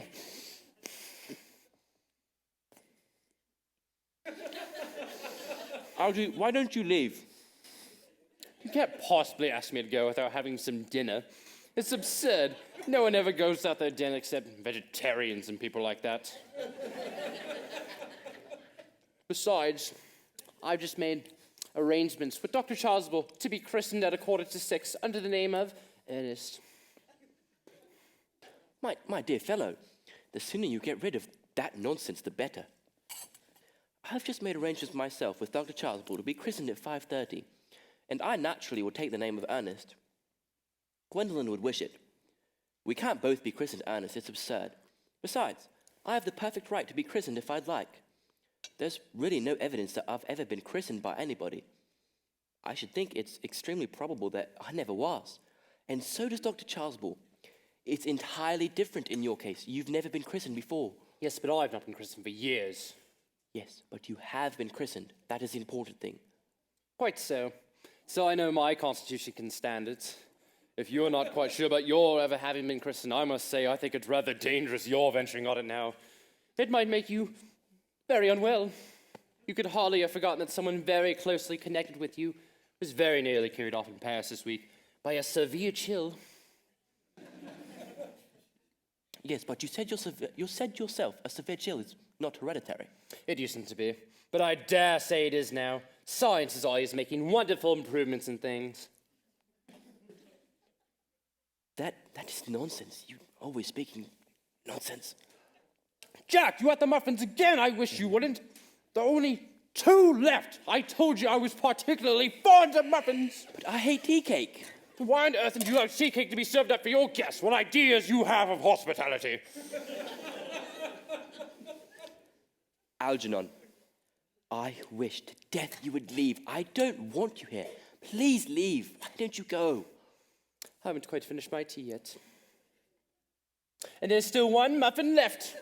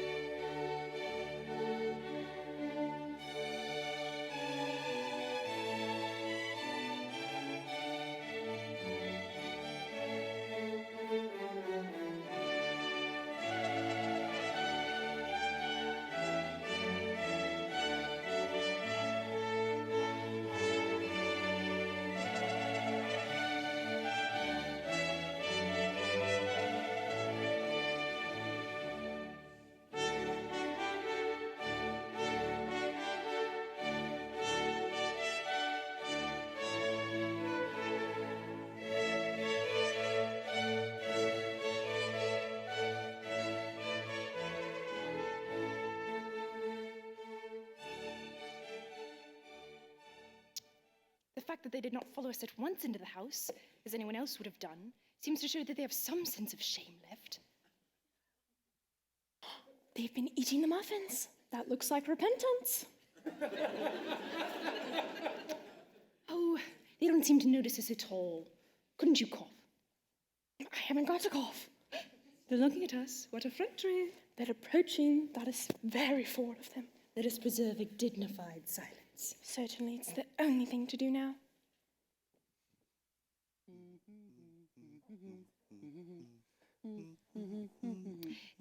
This dignified silence seems to produce an unpleasant effect. A most distasteful one. But we will not be the first to speak. Certainly not. Mr. Worthing, I have something very particular to ask you. Much depends on your reply. Gwendolen, your common sense is invaluable. Mr. Moncrief, kindly answer me the following question. Why did you pretend to be my guardian's brother? In order that I might have an opportunity of meeting you? That certainly seems like a satisfactory explanation, does it not? Yes, dear. If you can believe him. I don't, but that does not affect the wonderful beauty of his answer. True, in matters of grave importance, style, not sincerity, is the vital thing. Mr. Worthing, what explanation can you offer to me for having pretended to have a brother? Was it in order that you might come up to town as often as possible to see me? Can you doubt it, Miss Fairfax? Oh, I've the gravest doubts upon the subject, but I intend to crush them. Now is not the time for German skepticism. Their explanations appear to be quite satisfactory, do they not? Especially Mr. Worthing's. That appears to me to have the stamp of truth upon it. I'm more than content with what Mr. Moncrief said. His voice alone inspires absolute credulity. Then you think we should forgive them? Yes. I mean, no. True, there are principles at stake that one cannot surrender. Which of us should tell them? The task is not a pleasant one. Couldn't we both speak at the same time? An admirable idea. I nearly always speak at the same time as other people. Couldn't you keep the time for me? Certainly. Your Christian names are still an insuperable barrier. That is all. Our Christian names, is that all? But we are going to be christened this afternoon. For my sake, you're prepared to do this terrible thing? I am. For me, you're ready to face this fearful ordeal. I am. How absurd to talk of the equality of the sexes. Where questions of self-sacrifice are concerned, men are infinitely beyond us. We are. They have moments of physical courage to which we women know absolutely nothing about. Darling. Darling. Lady Bracknell? Uh-oh. Good heavens! Gwendolen, what does this mean? Merely that I am engaged to be married to Mr. Worthing, Mamma. Come here. Sit down. Sit down immediately. Hesitation of any kind is a sign of mental deficiency in the young and physical decay in the old. Apprised, sir, of my daughter's sudden flight by her trusty maid, whose confidence I purchased by means of a small coin. I followed her at once by a luggage train. Her unhappy father, I am pleased to say, is under the impression that she is attending a more than usually lengthy lecture at the University Extension Scheme on Permanent Income of Thought. I do not intend to undeceive him. Indeed, I have never undeceived him on any question. I would consider it wrong. But you must understand, Mr. Worthing, that all communication between yourself and my daughter will cease from this moment forth. On this point, as all points, I am firm. Mamma. Lady Bracknell, I'm engaged to be married to Gwendolen. You are nothing of the kind, sir. And now, as regards Algernon. Algernon, Yes, Aunt Augusta. may I ask if it is in this house your invalid friend, Mr. Bunbury, resides? Oh, no. Bunbury doesn't live here. Bunbury is somewhere else at present. In fact, Bunbury is dead. Dead? When did he die? His death must have been extremely sudden. Oh, I killed Bunbury this afternoon. I mean, Bunbury died this afternoon. What did he die of? Oh, Bunbury, he was quite exploded. Exploded? Was he the victim of a revolutionary outrage? I was not aware that Mr. Bunbury was interested in social legislature. If so, he is well punished for his morbidity. My dear Aunt Augusta, I mean he was found out. The doctors found out that Bunbury could live no longer. That is what I mean, so Bunbury died. He seemed to have had a great deal of confidence in the opinion of his physicians. However, I am glad that at last he made up his mind to some definite course of action and acted under proper medical advice. And now, that we've finally got rid of this Mr. Bunbury, may I ask, Mr. Worthing, whose hand is it that my nephew Algernon is now holding in what seems to me a particularly unnecessary manner? That lady is Miss Cecily Cardew, my ward. I am engaged to be married to Cecily, Aunt Augusta. I beg your pardon? Mr. Moncrief and I are engaged to be married. I do not know whether there is anything particularly exciting in this particular part of Hertfordshire, but the amount of engagements that go on seem to me to be strangely above the proper average that statistics have laid down for our guidance.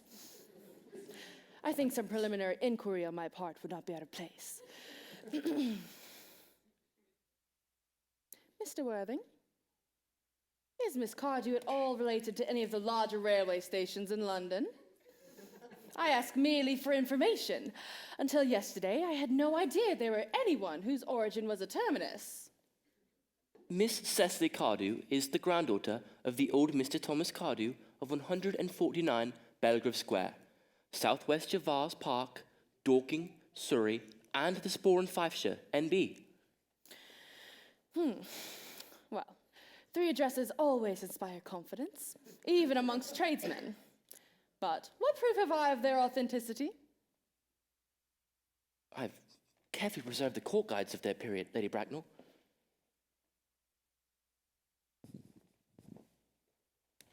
They are open for your inspection.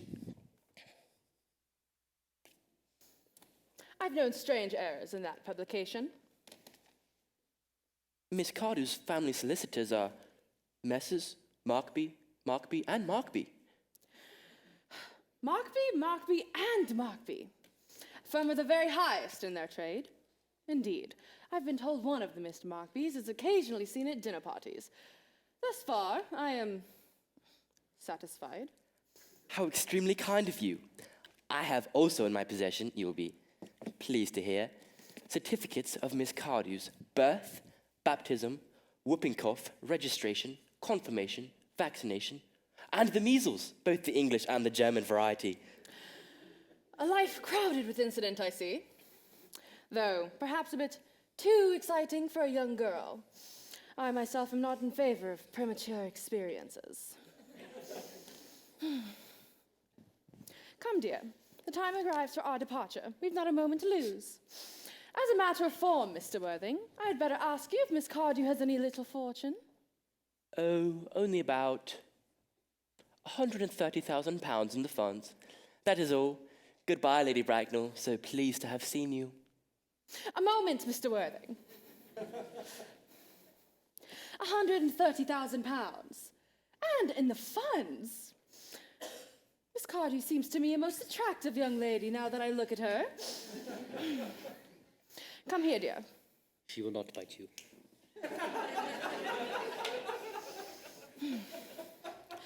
Pretty child. Oh, your dress is sadly simple, and your hair seems as though nature might have left it. Oh.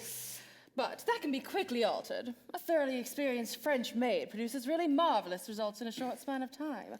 I remember recommending one to young Lady Lansing, and after 3 months, her own husband did not know her. And after 6 months, no one knew her. Sorry. Kindly turn around for me, dear. No, the side view is what I want. Yes, I see.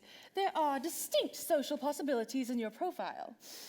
Your chin is worn a little higher, dear. Style depends largely on the way the chin is worn, and they are worn very high, just at present. Algernon? Yes, Aunt Augusta. There are distinct social possibilities in Miss Cardew's profile. Cecily is the sweetest, dearest, prettiest girl in the whole world. I don't care 2 pence about social possibilities. Never speak disrespectfully of society, Algernon. Only people who can't get into it do that. My dear, you will understand that Algernon has nothing but his debts to depend upon. But I do not approve of mercenary marriages. When I married Lord Bracknell, I had nothing to my name, but I never imagined of letting that stop me. Well, I suppose I must give my consent. Thank you, Aunt Augusta. Thank you, Lady Bracknell. Cecily, you may kiss me. You may also address me as Aunt Augusta for the future. Thank you, Aunt Augusta. I think the wedding had better take place quite soon. I am not in favor of long engagements. They give people the opportunity to find out about each other before marriage, which I think is never advisable. Thank you, Aunt Augusta. Pardon me for interrupting, Lady Bracknell, but this engagement is quite out of the question. I'm Miss Cardew's guardian, and until she comes of age, she cannot marry without my consent. That consent I absolutely decline to give. Upon what grounds, may I ask? My nephew Algernon is an extremely, I may almost say, ostentatiously eligible young man. He has nothing, but he looks everything. What more could one desire? It pains me very much to have to speak so frankly to you, Lady Bracknell, about your nephew, but the fact is, I do not approve at all of his moral character. I suspect him of being untruthful. Untruthful? My nephew Algernon? Impossible. He's an Oxonian. Sodian. I fear there can be no possible doubt about the matter. This afternoon, during my temporary absence to London on an important question of romance, he obtained admission to my house by the false pretense of being my brother. Under that assumed name, he drank, I've just been informed by my butler, an entire pint of my most expensive wine, which I was specially reserving for myself. Continuing his disgraceful deception, he succeeded in the course of the afternoon in alienating the affections of my only ward. Subsequently, he stayed to tea and devoured every single muffin.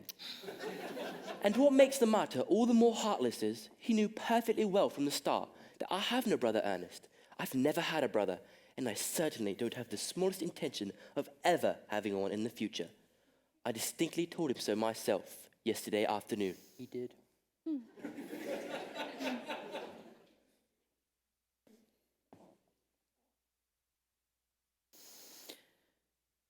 Mr. Worthing, after careful consideration, I have decided to entirely overlook my nephew's conduct to you. How very generous of you, Lady Bracknell. My own decision, however, is unalterable. I decline to give my consent. Here, child. How old are you? Well, I'm really only 18, but I always address the 20 when I'm at evening parties. You are perfectly right in making some slight alteration. No woman should ever be quite precise about her age. It looks so calculating. 18, but admitting to 20 at evening parties? Well, it would not be long before you are of age and free from the restraints of tutelage. So I don't think your guardian's consent is, after all, any small matter of importance. Ha!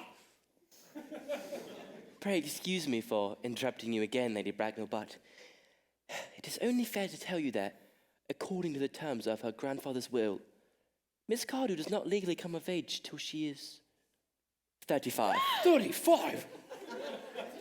That does not seem to me to be a grave objection. I know women all over London society of the very highest birth who have remained 35 for years of their own free will. Lady Dumbleton, for instance. She has been 35 ever since she arrived at the age of 40. I do not see any reason why our own sweet Cecily could not be even more attractive at the age you mentioned than the age she is at present. Algie, could you wait for me until I was 35?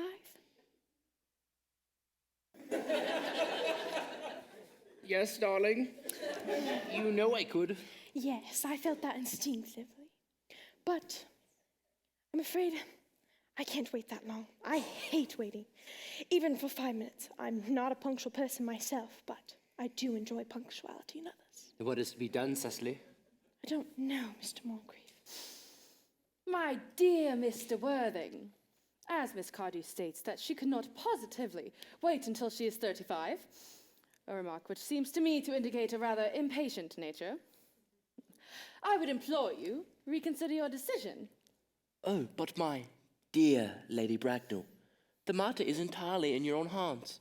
The moment you consent to my marriage with Gwendolen, I will most gladly allow an alliance between your ward and my nephew.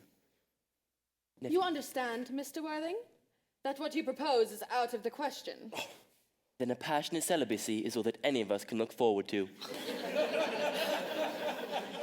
That is not the destiny I propose for Gwendolen.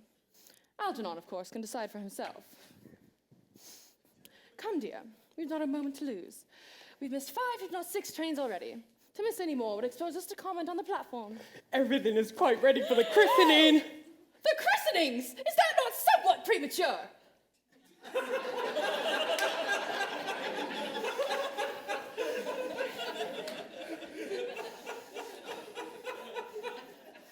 Both these gentlemen have expressed desire for immediate baptism.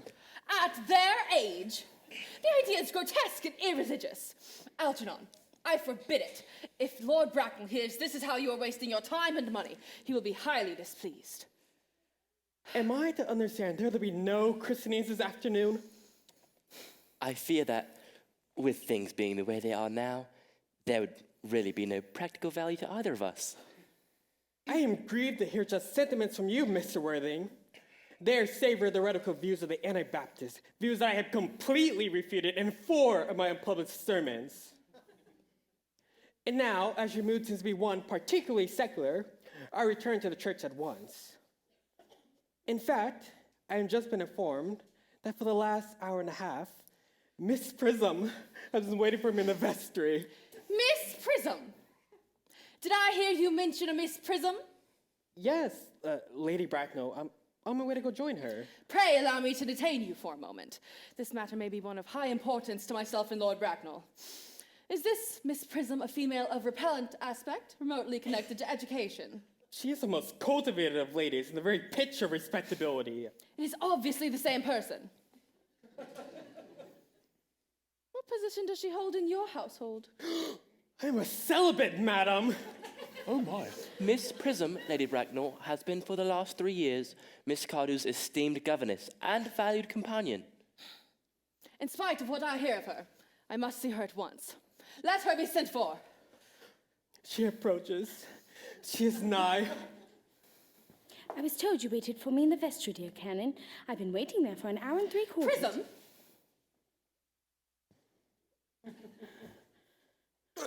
Come here, Prism. 28 years ago, you left Lord Bracknell's house, number 104, Upper Grosvenor Street, in charge of a perambulator that contained a baby of the male sex. You never returned. A few weeks later, through the elaborate investigations of the Metropolitan Police, the perambulator was found in a remote street corner near Bayswater, containing a manuscript of unusually revolting sentimentality. But the baby wasn't there. Prism, where is that baby? Prism, where is that baby? Lady Bracknell, I admit with shame that I do not know. I only wish I did. The plain facts of the case are these. On the morning of the day that you mention, a day that is forever branded on my memory, I prepared as usual to take the baby out in its perambulator. I had with me a somewhat old but capacious handbag, in which I intended to place the manuscript of a work of fiction I had written in my few unoccupied hours. In a moment of mental obstruction, for which I can never forgive myself, I placed the manuscript in the bassinet, and the baby in the handbag. What a horrible tragedy. Not at all. Sorry. But where did you deposit the handbag? Do not ask me, Mr. Worthing. Miss Prism, this is a matter of no small importance to me. I insist on knowing where you put that handbag. I left it in the cloakroom of one of the larger railway stations in London. What railway station? Victoria, the Brighton line. I must retire to my room for a moment. Gwendolyn, will you wait for me here? If you are not too long, I will wait for you all my life. What do you suppose this means, Lady Bracknell? I dare not even suspect, Dr. Chasuble. I need hardly tell you that in high society, strange coincidences are not supposed to happen. They are hardly considered a thing. Uncle Jack seems strangely agitated. Your guardian has a very emotional nature. This noise is highly unpleasant. Sounds as though he was having an argument. I dislike arguments of any kind. They are vulgar and Often convincing. It has stopped now. I wish he would arrive at some conclusion. Oh, the suspense is terrible. I hope it will last.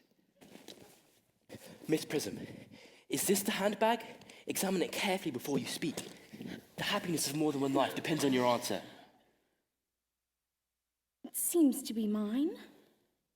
Yes. Here is the injury it received from the upsetting of a Gower Street omnibus in younger and happier days. And here is the stain on the lining, caused by the explosion of a temperance beverage. An event that happened at Leamington. And here on the locket are my initials. I'd forgotten that in an extravagant mood I had them placed there.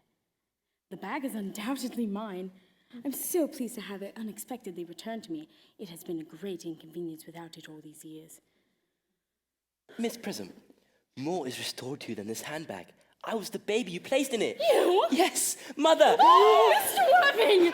Calm down, Jack. I am unmarried. Unmarried? This is a rather serious blow. However, who has the right to cast a stone against one who has suffered? Cannot repentance wipe out an act of folly?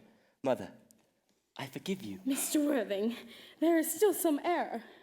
There is the woman who can tell you who you really are. I know her.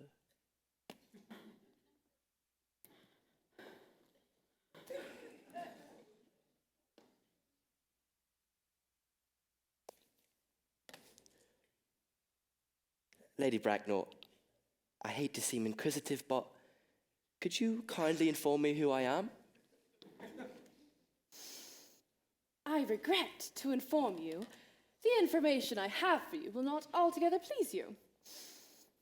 You are the son of my unfortunate sister, Mrs. Moncrief, and consequently, Algernon's elder brother.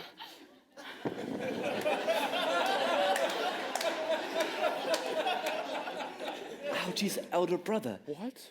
Then I have a brother. I always knew I had a brother. How could you have ever doubted I have a brother? Algy, stand up. Miss Prism, my unfortunate brother. Gwendolyn, my unfortunate brother. Charles Ball, my unfortunate brother. Hi. Algy, you young scoundrel. You have to treat me with more respect in the future. You've never really acted like a brother to me in your life. Well, not till today, old boy. I was, however, though, out of practice. My own one. But what one are you? What is your Christian name now that you have become someone else? Good heavens, I'd quite forgotten that point. Your decision on the subject of my name is irrevocable, I suppose. Oh, I never change, except in my affections. Gwendolyn, what a noble nature you have. Then the question had better be cleared up at once. Aunt Augusta. At the time when Miss Prism left me in the handbag, had I been christened already? Every luxury that money could buy, including christenings, had been lavished upon you by your fond and doting parents. Then I was christened. That is settled. Now, what was my Christian name? Let me know the worst. Naturally, being the firstborn, you were christened after your father. Yes, but what was his Christian name? I cannot at present moment recall what the general's Christian name was. He was an eccentric man in his later years, but that was largely the result of the Indian climate and marriage and indigestion and other things of that kind. Algy, can't you recollect what our father's Christian name was? My dear boy, we were never even on speaking terms. He died before I was a year old. His name would appear in the army list of the period, won't they, Aunt Augusta? The general was essentially a man of peace, except in his domestic life. But I have no doubt his name would appear in any military registry. That's a lot of books. The army list of the last 40 years are here. These delightful records should have been my constant study. M names. Malum, Maxbum, Magli. What horrid names they have. Markley, Migsby, Mobs. Moncrief, Lieutenant 1840, Captain, Lieutenant Colonel, Colonel, General 1869, Christian names.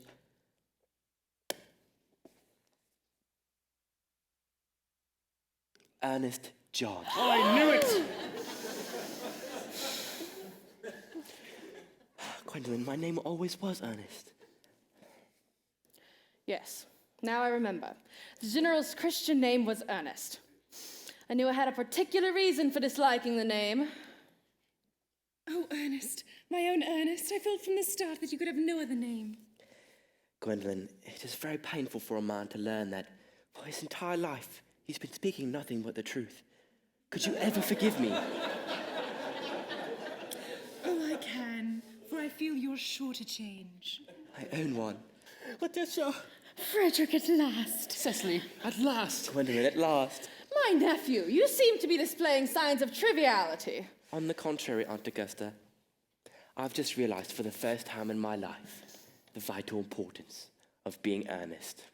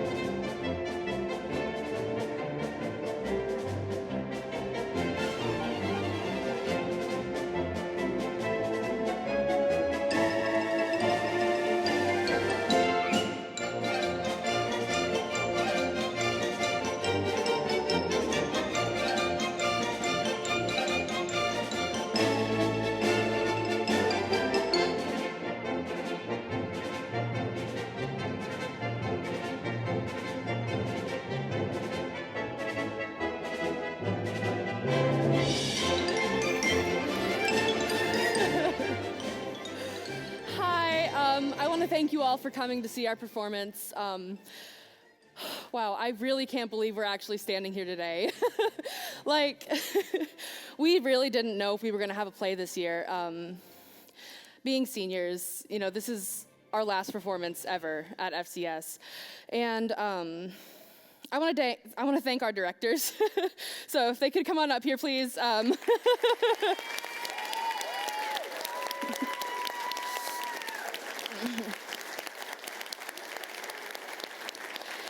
You guys,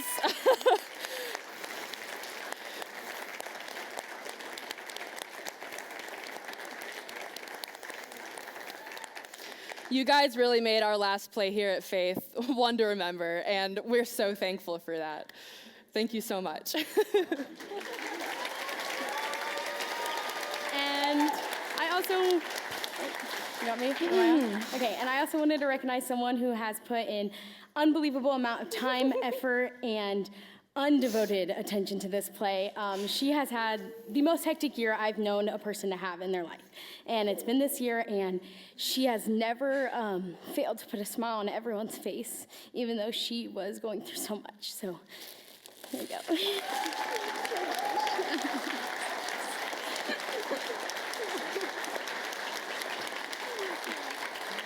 Thank you.